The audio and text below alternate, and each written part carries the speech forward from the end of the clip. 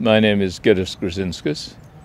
I'm currently a consultant gynaecologist and fertility specialist. Previously, I had a senior academic job and ran 2 large IVF centres. My earliest interest in fertility started when I was doing research into developing new diagnostic tests of pregnancy and how to assess pregnancy in the earliest days, not just once pregnancy had been established, but when one suspected a woman might be pregnant. And this was all occurring at the time that IVF technology became clinically relevant and became a clinical service. This was in the late 70s. IVF, I realized, was so important, not just because of the help that it would provide for couples suffering from childlessness, but it also would be an important area to look at in a lot of detail. So I became very interested in conception and then all the events that were occurring in the IVF laboratory. And so I started to work in that field at that time, and I've never regretted a day of it. It is a very important step for couples who are trying to have a baby to actually make that first appointment, because by the time they have come to seek advice, they will have tried just about everything, and often they've run out of resources.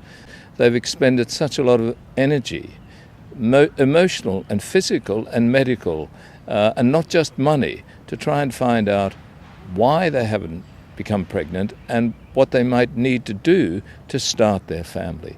And it hurts to see couples like this.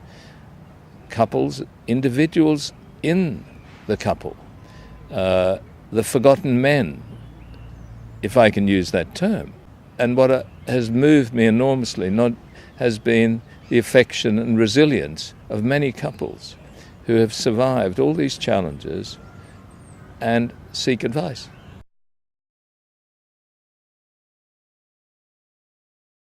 Nicola and I met at a convention that was referred to as the Fertility Show. And this was an opportunity for people who provide services in this important clinical field, not just doctors and nurses and those in the pharmaceutical and medical instrument industry, but it was also to provide couples who seek further advice about fertility to come and meet those people who are, if you like, in the background, not the ones just in the foreground, such as the fertility centres which provide care. And while strolling around at this convention in a venue in central London, I stumbled upon Nikki's stand concerning astrology.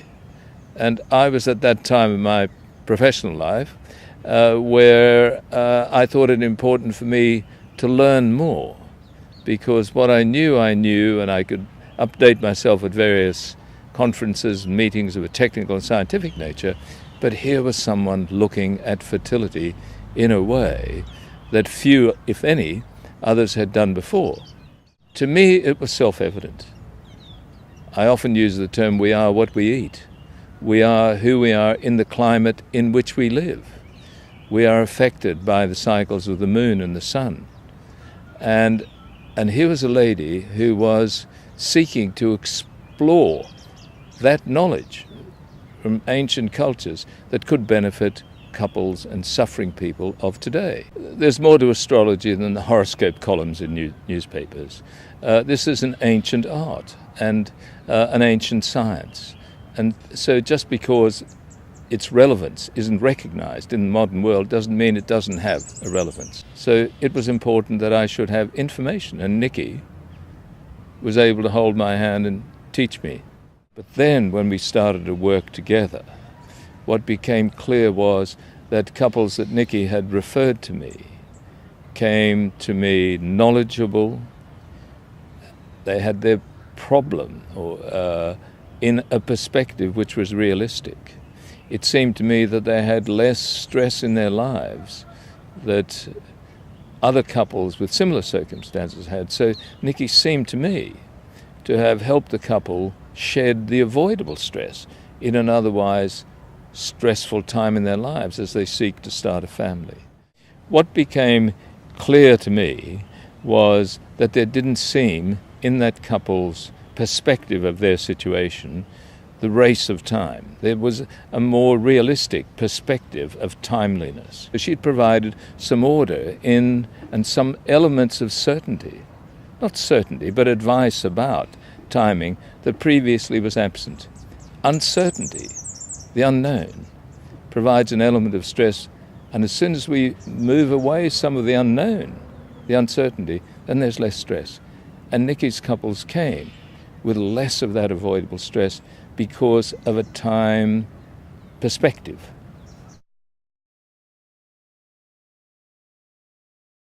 Nikki and I talked about the so what of what we do. What is it that we hope to achieve? Our goal is the same, to provide the couple with a acceptance of what nature and medical technology and life will bring, whether it's a child, to start a family or not.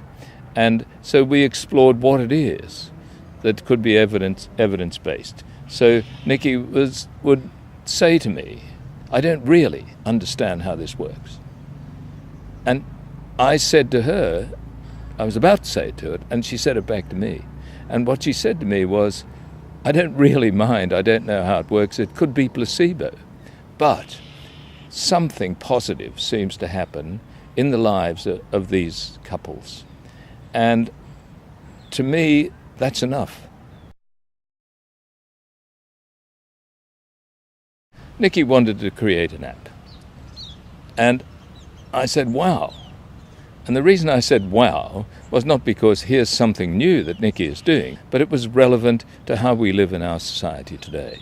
And here was an opportunity to put together many aspects of what couples monitor for themselves that they now do and take to doctors, together with the very positive things she brings to the fertility management equation, if you like, that sense of timeliness. So the development of an app which couples or individuals have access to gives them access to that important information which Nikki has.